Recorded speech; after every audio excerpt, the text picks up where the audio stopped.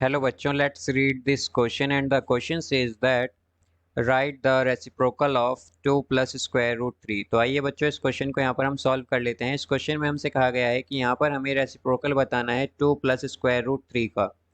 तो यहाँ पर बच्चों हम की कॉन्सेप्ट यूज़ करेंगे, की कॉन्सेप्ट यहाँ पर हम यूज़ करेंगे दैट रेसिप्रोकल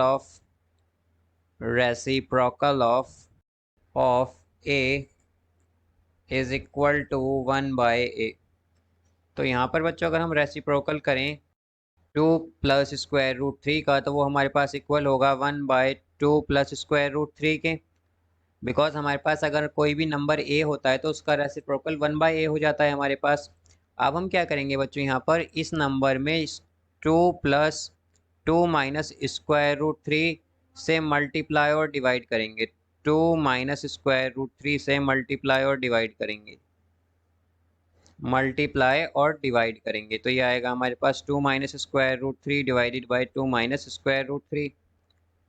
अब यहाँ पर ये आएगा बच्चों हमारे पास, अगर हम देखें तो ये आ जाएगा 2 माइनस स्क्वायर रूट 3, और ये आएगा हमारे पास डिवाइडेड बाय, ये बच्चों होगा हमारे पास 2 प्लस स्क्वायर रूट 3 इन 2 माइनस स्क्वायर रूट 3। तो बच्चों अगर हम देखें तो ये दोनों, इन दोनों, ये जो दोनों नंबर है हमारे पास, ये कुछ इस तरह से हैं यहाँ पर कि a minus b into a plus B.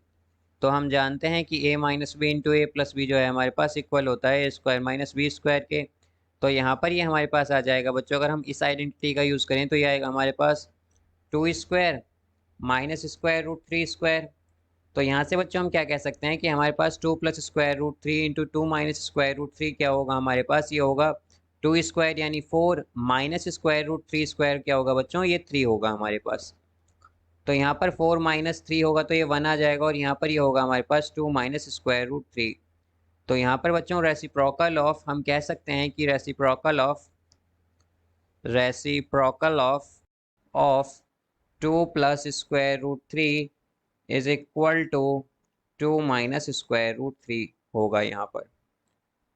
So reciprocal of 2 plus square root 3 is equal to 2 minus square root 3.